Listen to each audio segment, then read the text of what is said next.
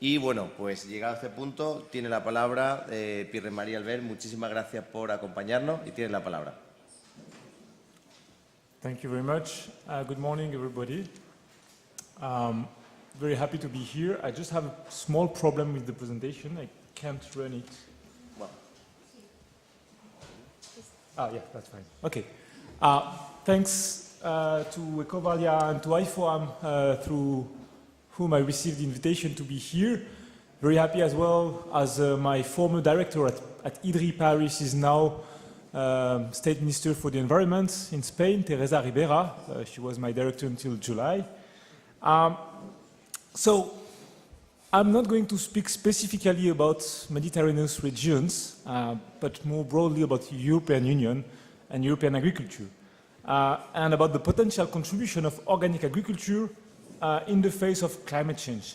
And this is all based on the work we did for the TYFA scenario. TYFA stands for 10 Years for Agroecology in Europe. Before I discuss into more details the very content of this scenario and what it tells us about the potential contribution of organic agriculture, I just would like to quickly present you what this project is about. TYFA, 10 Years for Agroecology, the title of the project gives a good overview of the two core hypotheses that are behind the project. Agroecology, because we believe that agroecology can be a plausible, a coherent answer to the main challenges our European food system is facing. And we, here by agroecology, we mean an agroecology free of pesticide and of fertilizer, synthesis fertilizer, and that allows to maintain and to redeploy permanent grasslands over the whole European territory. And 10 years because we strongly believe that it's the time frame we have to take the good decision to implement the good societal changes if we want European to be converted to agroecology by 2050, basically. That's the two bases of the scenario of the 10 Years for Agroecology project. So based on those two premises, two hypotheses, we developed a modeling tool. I will not elaborate on that too far. But the idea was really to contribute to a policy and societal debate about the future of our European food system. And to us, the situation as of today is kind of, the debate is kind of trapped between two imperatives that seems contradictory to each other. The first one being that we need to produce more to feed Europe and to feed the world in the face of demographic growth and changing diets. And the second one being that we need to lower the impact of agricultural production on the environment, biodiversity, climate change, and so on. And the dominant answer today is smart agriculture or sustainable intensification, which, to put it very simply, and you know that, says that we can do better, more with less. Without entering into details here again, we do believe that behind this idea of doing better or more with less, there are a couple of questions that are unanswered. The first one being, will it be enough? What does it mean to do better or more with less? Will less pesticide be enough in the face of biodiversity extensions? And how much do we need to reduce pesticide? Will it be enough in the face of health problem? And will it be enough, especially for farmers? We pretty well know that they are the first ones who are impacted by the use of pesticides. And the last question being, do we really need to produce more, at least in Europe, in a context where we pretty well know that European diets are, on an average, too rich and unbalanced?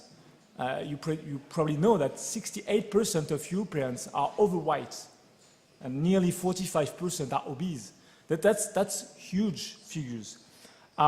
So given that, we wanted to develop a scenario which do not rely on the same assumption, we need to produce more and to lower the environmental impact, but rather to reverse the problem.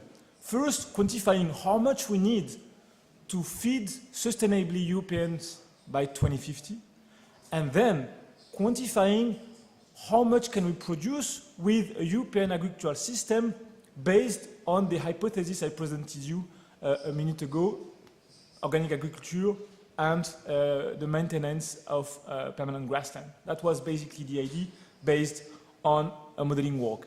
The main conclusion of this work, which I will present in a minute, but just for you to ram home the key message. The main conclusion is that yes, we can feed the world, we can feed Europe sustainably with such a system, while in the same time maintain an export capacity in cereals, wine, and animal products, milk product based on milk, lowering the pressure of Europe on international markets for the simple fact that we abandon importation of vegetable proteins, preserve biodiversity and natural resources, and last but not least, which is the topic of today, cut the level of emission of the agricultural sector by nearly 40%. That is basically what this scenario is about. And I do believe that this is a major contribution to the way in which the debate on agriculture and climate change mitigation is framed. So let me now start or show you how we understand this debate. The focus is on mitigation, as it was already said. And what I propose is to bring you through 3 steps. First one will be to clarify what is the demand today vis-à-vis the agricultural and land sector regarding climate change mitigation. What is expected? What are people from other sectors expecting from us, basically?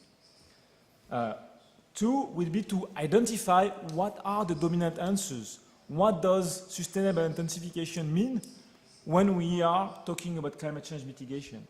And 3 will be to discuss the potential of organic agriculture vis-à-vis climate change through the presentation of the TYFA scenario. So, agriculture and mitigation in Europe, you have here the structure of emission in Europe. You see that agricultural emissions are 9%, were 9% of in 1990 and then 10%. The reason being that agricultural emissions in the agricultural sector are decreasing at a lower pace than other sectors. So its share in the overall emission is growing. So 3 issues for the agricultural sector, 3 demands basically. We need to decrease THG emission, but we need also to sequester carbon for other sectors, or at least to offset the residual emission of our sector. But third, we need to produce biomass to substitute fossil carbon with renewable carbon, especially for bioenergy. Not only, but especially for that, biomethane and biofuels. Those are the 3 challenges, the 3 demands that are posed on the table by other sectors, by policymakers, to the agricultural sector. And the main answer today, which is illustrated by this picture here taken from a report which was released last 2 weeks ago or last week, I don't remember, from the European Climate Foundation, relied on 2 pillars. One is to intensify food production, animal and vegetal. Vegetal production based on higher yields, higher inputs of nitrogen, phosphorus and pesticides to manage pests, and animals by substituting massively ruminants by monogastric because they are more efficient with respect to carbon production by compared to the kg of meat. And this intensification allows to free up some land which can be in turn used for sequestration through afforestation, mostly of permanent grassland, and substitution of fossil carbon by renewable carbon by producing biomass. What are the consequences of that? Here you have 2 graphs, the two results in terms of land use of 2 different scenarios that are presented in the report I was talking about, net zero emission in Europe by 2050. What you can see very easily is that the amount of permanent grassland in yellow and in red is decreasing sharply from 68 millions of hectares roughly today to less than 25 million hectares, basically, while the amount of forest is increasing and the amount of dedicated energy crops is also increasing depending on the scenario. The second one being based on technology, the first one based on change in demand, in social patterns. But, so, Permanent grassland, open question. What do we do with that? And we know that permanent grasslands plays a key role not only in fertility transfer, but also in biodiversity conservation. One figure, 1/3 of all species and habitats that are said to be conserved as per the 1992 Habitat Directive of the European Commission are associated with permanent grassland.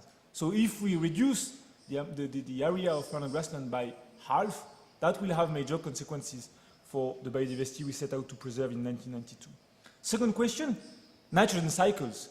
If we do not have any more permanent grassland and ruminants, the way in which we're going to manage nitrogen cycle is totally different. And at a territorial level, it poses a lot of questions. Pesticide uses, again, an open question in such a scenario. And all in all, that's an approach which is not easily compatible with the extension of organic agriculture across Europe, basically, which goes against the extension of organic agriculture. So in this context, the TYFA scenario takes, as I told you, a different stand. And basically, it's an answer to societal concerns vis-à-vis the food system. I present here a couple of newspapers taken from France from the last 12 months, and I will not discuss them, but obesity, endocrinian perturbator, I don't know how to say this, organic agriculture and the demand of consumers for organic food, the problem of adaptation, and this is a press release from Le Monde from last month saying that in Northern Europe there is not enough grass for cattle, biodiversity decline, 80% of insects, of flying insects have disappeared in Europe, and 1/3 of birds, common birds in our campaign in France have disappeared. Anyway, so, yeah, 10 minutes. Yeah, fantastic. So all in all, what do we propose?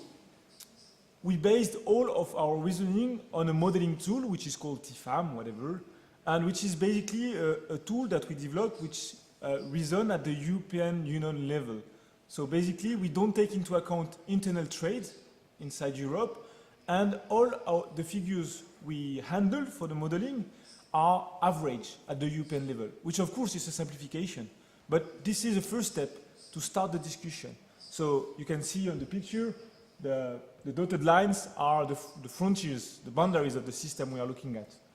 So first component, and inside those boundaries, inside the system, we have 5 components.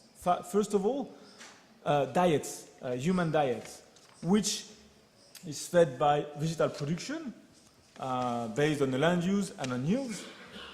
And this vegetable production goes either to feed or to food or to industrial production. Industrial production, biofuel, biomaterials. So the idea is that we can parameterize how much of vegetable production goes to each of the 3 possible destinations. So here you have 4 components: human diets, vegetable production, animal production, and industrial production. And then what underpins this system is the nutrient cycle, and in particular the nitrogen cycle, with different sources: synthetic nitrogen, symbiotic fixation, and the fertility management through ruminants and other types of animals. So basically we quantify this cycle of nitrogen. So we have a couple of entry variable and output variable. I don't detail. So what are the hypotheses we have tested in the TYFA scenario? First of all, management of the fertility at the lowest territorial level possible. Second, free of pesticides and based on the principles of organic agriculture. Third, maintenance and the redeployment of natural grasslands across Europe to ensure biodiversity conservation and fertility management. Fourth, extensification of livestock, both ruminants and monogastric. Monogastric livestock being an adjustment variable. We have monogastric if we have enough feed for it. Fifth, healthy diets for all Europeans. And sixth, priority given to food, then feed, then industrial uses of biomass. So those are the 6 hypotheses that together form the basis of the scenario, and they have to be seen together. There is a highly systemic approach, and you cannot just pick one or the other. They work because they are together. So what are the results of this scenario, basically? It starts with a healthy diet based on the European Food Safety Authority recommendations. You can see that this implies a slight decrease in the total of calories intake and a decrease also in animal product consumption and an increase in fruits and vegetables. I don't elaborate here, but you can ask me some questions. Then applying the principle of organic agriculture based on the yields we know, stabilized from the academic literature, this implies a reduction in production of 30% for vegetable production and 45% for animal production, given the amount of feed that is now allocated for food and the fact that we do not import anymore vegetable proteins. So you have here the result of the model, calculated by the model, in terms of by how much we decrease the production and by each type of product. The nitrogen cycle here is ensured through fertility management by ruminants and the role of rhizobium and symbiotic fixation by leguminous crops and natural grassland. That's a key aspect of the model. What we show is that it works from an agronomic point of view, but it means that we have to improve quite a lot the nitrogen use efficiency up to 90%, which is a strong hypothesis and needs to be confirmed and verified if it can effectively be handled. What are the results of this? You can see here, I think I have forgotten something. Oh yeah, it's here. Okay, the consumers are healthier, biodiversity is conserved, and last but not least, very important for our discussion today, the amount of greenhouse gases emission is reduced by 40%. And here is the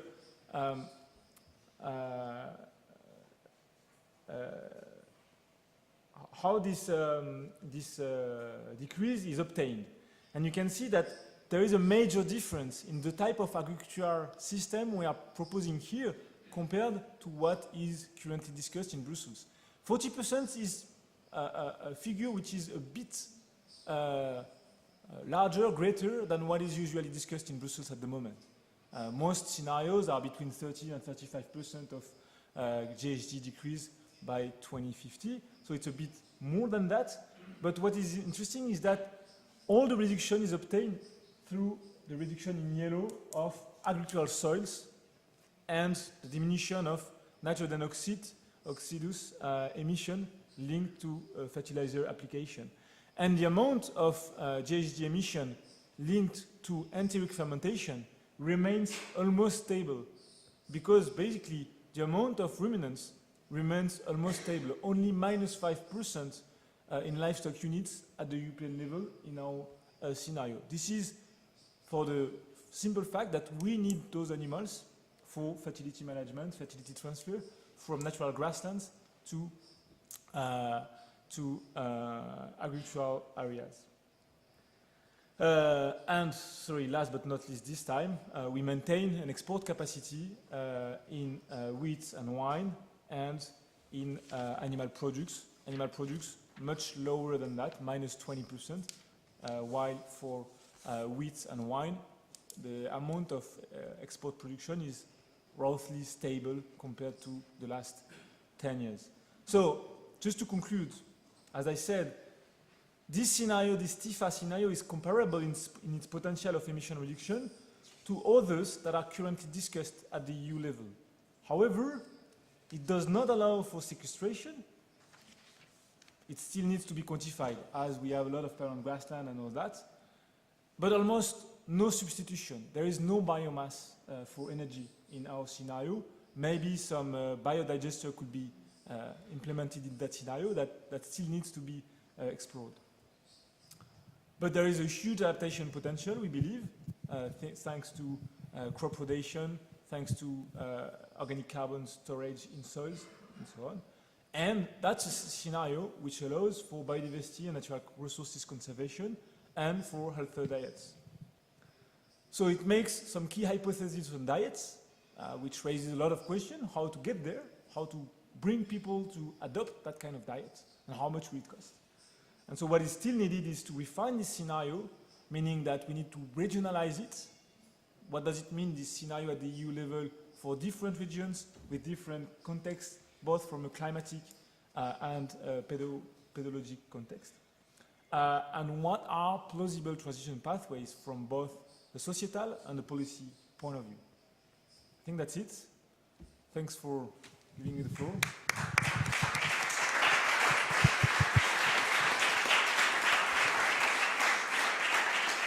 Thank you, Pierre, for your timetable. It's exactly. Thank you very much. No sé si alguien tiene alguna pregunta para Pierre. Muy brevemente, sí, por allí. Muchas gracias por la explicación. Simplemente me gustaría saber si el informe es posible descargarlo de algún lugar en Internet o cómo se puede acceder a él. Gracias. Yeah, so at the moment, the policy brief only is available in English. I was to bring some, but I just forgot this morning. I got up at 3 o'clock in the morning. And the full report will be available by mid-November in English. At the moment, it's still it's only in French. Yeah, sorry, on IDDRI's website, www.idri.org, and then you're going to find it. You just type TYFA. IDDRI, okay. La última pregunta por aquí. Sí, un momento, el micrófono, Manuel, para el streaming. Soy Manuel Orellana, tengo agricultura y ganadería conjuntamente, lo coordino y quería hacer una pregunta, porque ha hecho mucho hincapié en el tema de pastizales. Parece que los pastizales mantienen la biodiversidad en la finca. Y yo le pregunto, ¿qué tipo de pastizales? ¿Permanente o intensivo? Por una parte. Vale, es que tenía una consecuencia, pero bueno, en función de lo que me diga. Gracias, Manolo. Okay, basically, that's a good question, but basically the amount of permanent and unfertilized grassland is maintained. So it's natural grassland without fertilization, basically because we don't have any more synthetic fertilizer in the scenario. On the other hand, the amount of temporary grassland, leguminous crops harvested for forage, is quite increased in the scenario. I don't have the figure, but I think it amounts to 20% of the total utilized agricultural land at the end. So basically two types of grasslands, permanent ones, which are maintained, and temporary ones, without fertilization. No fertilization nowhere, it's organic agriculture. Okay.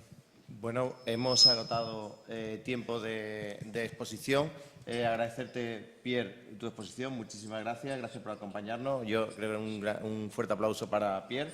Y thank you very much.